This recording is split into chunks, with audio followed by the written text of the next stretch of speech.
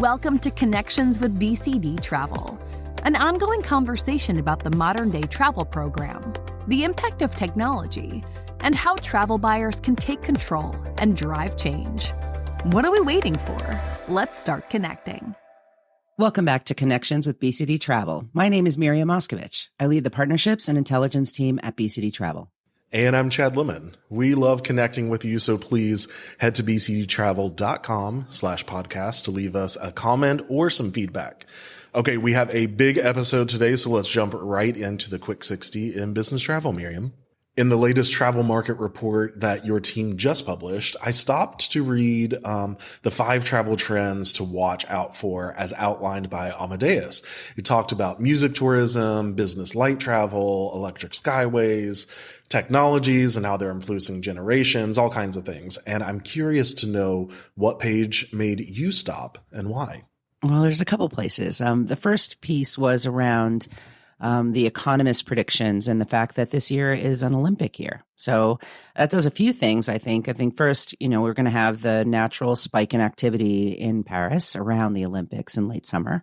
But I think also just the Olympic season really inspires people, right, to take a look around the world and be inspired to travel.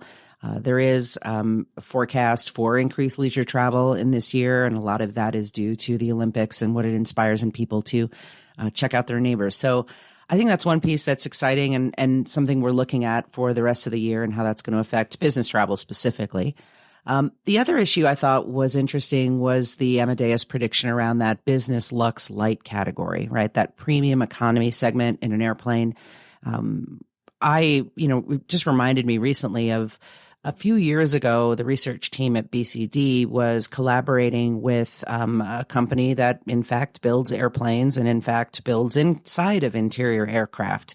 And one of the things we spent a lot of time talking about was what we thought about the distribution in the cabin between business class and coach and premium economy and how we thought that was changing over the last several years. And the hypothesis they were operating under was that premium economy would be a segment that would grow a lot and that they were looking at redesigning aircraft cabin for commercial airlines that would accommodate more premium, somewhere in the middle between business class and coach. So kind of saw that a few years ago as the folks building interiors of aircrafts were thinking about it. Now we're really starting to see it materialize in the market. And I'm one of those passengers that, somewhere between business and coach is all right for me, especially on most trips. So that's exciting to see that coming to fruition and being an official trend called out by Amadeus. Be sure to check out the Q1 travel market report on the BCD website. Okay, on today's topic. In observance of Neurodiversity Celebration Week, we're connecting with one of our BCD colleagues and our friends at United Airlines to talk all things neurodivergent awareness and inclusion. That's right. From BCD, we are so excited to have Yvette Bryant, SVP of Diversity, Equity, and Inclusion, joining us again. And we're really excited to invite our first industry supplier partner into the podcast. From United Airlines, we have Sandra Kaspar, Leisure Agency Sales Director, and Robert Shen, Global Account Manager, and they both serve on the board of United's business resource group called Bridge, which is committed to being an advocate, educator, and ally to support employees and customers with different abilities.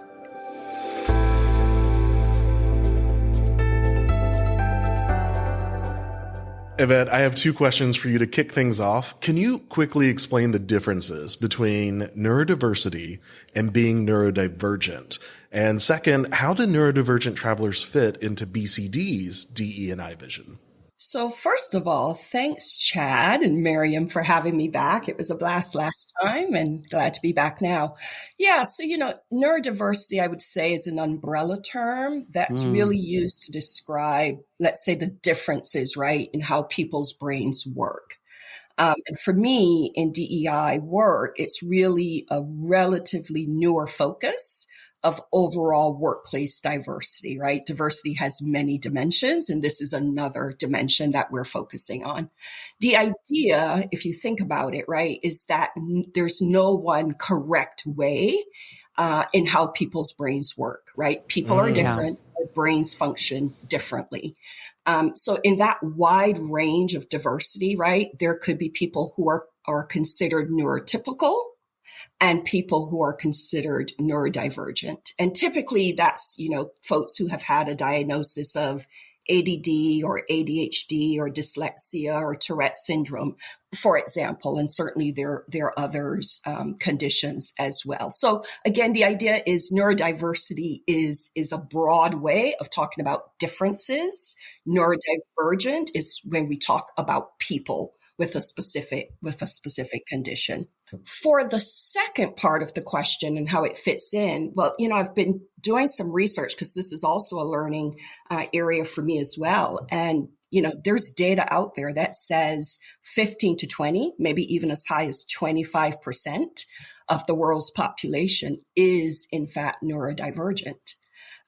That's a lot of people, right? That's a lot of people. So for our perspective, we're really working to ensure, if you will, that neuro inclusion is also a key part of our DE&I work, both within our own workplace at BCD, but also when we think about our customers and all of their travelers. As a global TMC, right, we have all the best intentions, but if you can't count on those industry suppliers that share our vision, we can't really deliver those best experiences. So Robert, why don't you tell us more about what United's up to? How is United Airlines embracing DE&I and more specifically your neurodivergent travelers? Sure. Thanks, Miriam. And thank you to BCD for having United Airlines as part of this podcast today. Welcome. So United is a global airline, right? And we're driven by our shared purpose and what we call our core 4 values, which are safety, caring, dependable, and efficient. We are in the primary business, as we like to see it, of bringing people together. And we're committed to doing our part to create a diverse, equitable, and inclusive, so DE&I, culture where all of our employees feel safe to be their authentic selves. Yeah. And that way, if we embrace that, our customers and employees will see themselves as part of the communities that we serve and fly to all over the world, right? So that's kind of how we are aiming to build inclusivity in our business on a daily basis. And as Yvette mentioned, when we come to the topic of neurodivergence, it covers a variety of atypical development norms. But most commonly, I would say neurodivergent travelers experience some physical or mental barriers when traveling or when they're in unfamiliar circumstances. So what United is trying to do is improve communication and offer as many resources as possible to make the airport and airplane experience, which we all know can cause a lot of anxiety and stress, even for the most seasoned travelers, right? So make it as familiar and comfortable as possible so there's less anxiety when flying. Sandra, I was having a conversation with a colleague as we were planning this podcast, actually, about the Sunflower program. Can you tell us a little bit more about it? And, I know it extends well past airlines and that awareness could even benefit fellow travelers. Yeah, that's right, Chad. The Sunflower program allows people that have some sort of invisible disability, including the neurodivergent population, to self-identify. It's basically a green lanyard that has sunflowers all over. So if they're going through the airport or they're taking a flight, or even if they're going through a business, it allows for that business to know that that person may require some sort of assistance. They don't need to disclose it on the behalf of the person, but maybe that person needs some sort of support. And it's also a security for the passenger itself. They know that if they're wearing that, someone is going to take good care of them. Hearing that makes me think about how the experience really affects the trip. So Yvette, what should travel programs consider, knowing that they likely have multiple employees who identify as neurodivergent? I think with all things, it's really about starting with your own awareness, right? We need to raise our own awareness about this. And the good news is there's really a lot of great information that's widely available, right? You could just Google on neurodiversity or neurodivergent people, and you can find lots of good information on the topic. But I would say be a little bit cautious, right? Don't just read and make general assumptions. Okay. Because neurodivergent people are people, right? First and foremost. Yeah. And people are different. And even though there may be some similar characteristics, right? The reality is all neurodivergent people aren't the same. So we got to be cautious that we don't just lump people into a bucket. And then with that, I would say, I love the mantra, nothing about us without us. And that's really talking about the fact that you need to seek out and understand from those with the lived experience what their needs may be. Would you add anything to that, Sandra? What are some examples of United Airlines and what they're doing in this space? We're doing lots of things. I think it starts by the fact that we do have a safe culture within United. So employees that are neurodivergent, they come to us at Bridge and they provide input on things that we could do better as a company for employees and for the travelers as well, which is very, very good. So last year we launched, for example, what we call a social story. It's a tool that supports people in the autism spectrum, or if they have anxiety or ADHD, to prepare for travel. It's kind of a know before you go document. Yeah. It was created by United, and it was actually tested by our partnership with Special Olympics. So if someone is going to the airport, they know what to expect of that experience. We also have an app for our flight attendants that they can identify if someone has a non-apparent disability. So the same way that a flight attendant can identify if someone is a premier, and if they can also identify if someone has an invisible disability that they disclosed at the moment of booking or even before their travel too. And I think most important is training, right? Because we can have all the tools in the world. If we don't have training and don't have that individual look that everybody is unique and be attentive to the needs of someone that may require special accommodations, then, we're not doing good by those. So training is key too. And Robert, when we were talking about how we wanted to approach this episode, we kept talking about things like intentional design, things that folks might or might not notice during their travels. Can you give us some examples of those and how United is putting that plan into practice? So you may have noticed that last year United launched a broader rebrand, right? So we have a new slogan, which is "Good Leads the Way," which kind of ties in to how we want to be involved in our communities and do the right thing for travelers. And as part of that rebrand, it includes a purposeful selection of a color palette as well as iconography that we use in all digital channels, our app, and airports to provide some visual consistency for our traveler, right? Oh, okay. So for example, the color assigned to our bag drop shortcut feature. So this allows you to indicate when you check in that you're going to check a bag. And then instead of having to go print out all the stuff and then tag your bag, you can actually just go to the airport in the area that says bag drop shortcut. You show your ID to the agent and then they tag your bag. And we've calculated that this saves, anywhere from 3 to 5 minutes. I just did it last week. Yeah, twice. Great. So the color we've assigned to that is a bright green color. So when you check in using the app or on the website, there's going to be a bright green prompt with an icon of a bag asking if you'd like to use the service. And then when you arrive at the airport, you'll also see that same icon and green signage directing you where to go. And so that way it provides some sort of consistency, right? And we have colors and icons assigned to all the key parts of the airport experience and travel journey.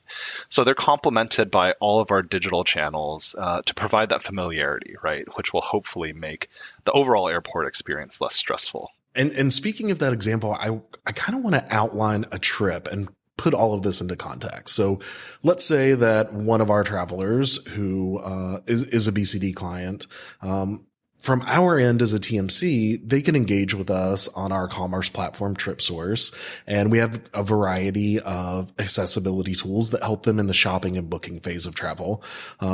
And they have the option to make some specific requests, things that they might need during their travel. But then when they're ready for the trip, and let's say they're flying United, what happens next? So I think if somebody is booking a trip with United, we offer a lot of great resources to kind of get them comfortable, right? And the whole point of this is providing transparent communication to make sure that the travel experience is less stressful. So before the trip, if you look on United's website, we actually have a special section under travel info called Traveling with Special Needs. And so this provides a lot of information. The social story that Sandra mentioned is also accessible here, but right on the top of the page, we have a contact link as well as a 1-800 number for our accessibility desk. And this is a 24/7 staffed desk that if anybody that has additional needs or questions regarding the travel experience can reach out to. And these are trained agents that know exactly for any neurodivergent or any other potential physical disability that they would need to do, what they would need to do, and kind of provide advice on how to prepare. Another thing that you can kind of will see is once they go through the airport, they go through security.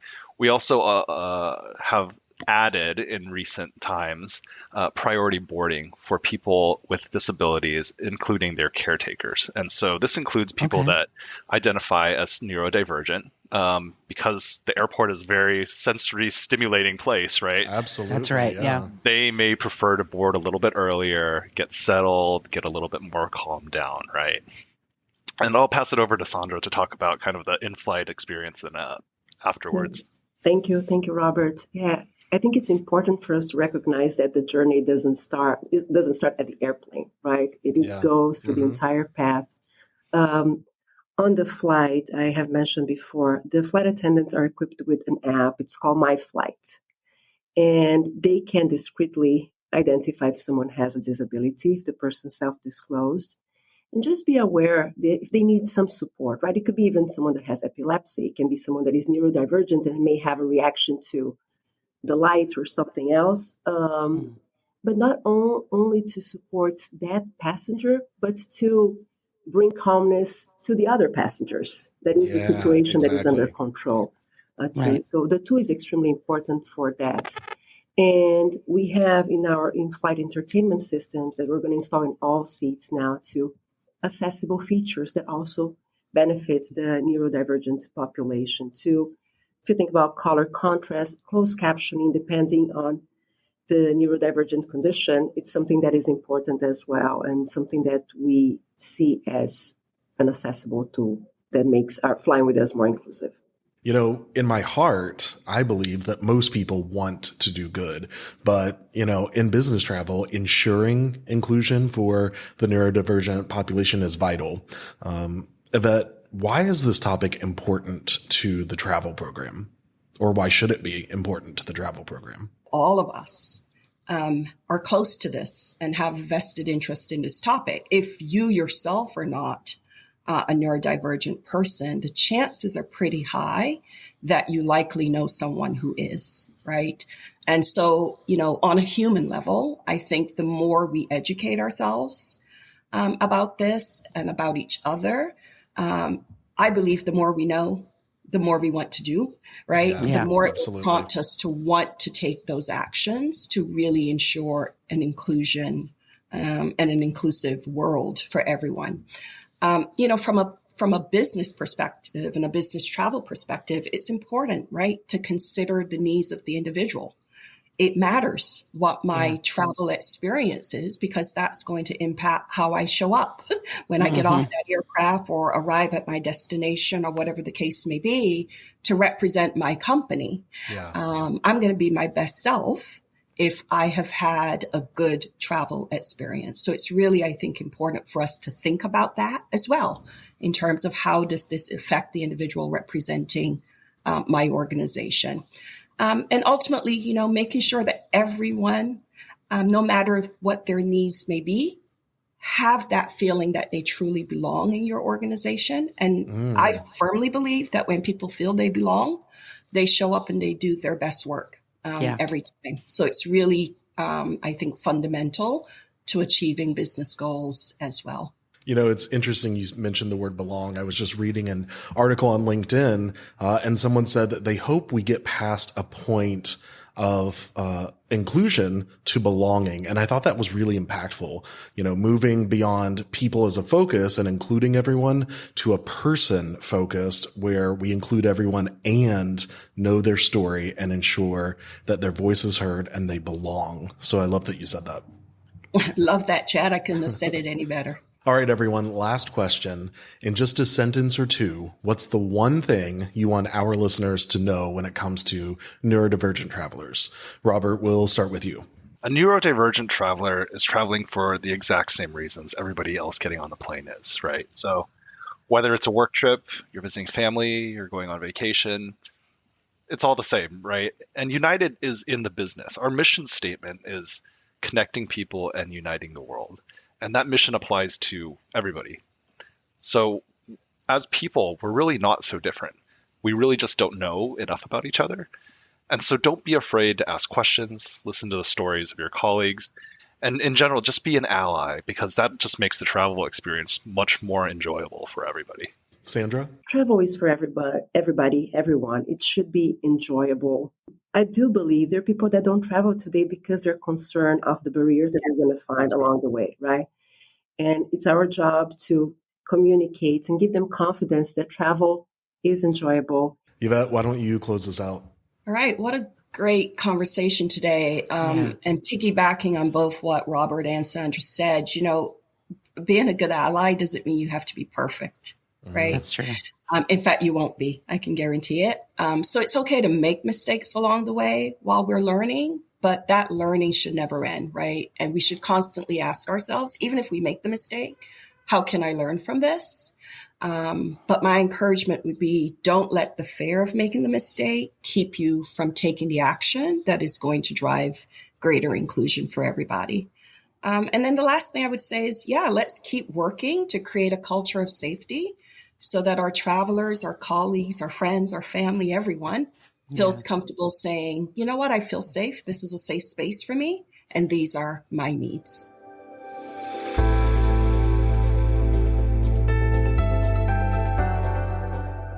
Wow, what an important topic, and one that demands much more than a 20-minute podcast. But I'm glad that we were able to start the conversation, and I know that you agree that there are many more to be had on this topic. Absolutely. When it comes to equity and inclusion, the conversation never stops. So this time, I'll just say that we have to pause this discussion for now. If you have feedback on what you heard today, head to bcdtravel.com/podcast and connect with us. Thank you for connecting with us. BCD Travel helps companies travel smart and achieve more. We drive program adoption, cost savings, and talent retention through digital experiences that simplify business travel. Learn more about the topics you heard on this episode by visiting bcdtravel.com/podcast.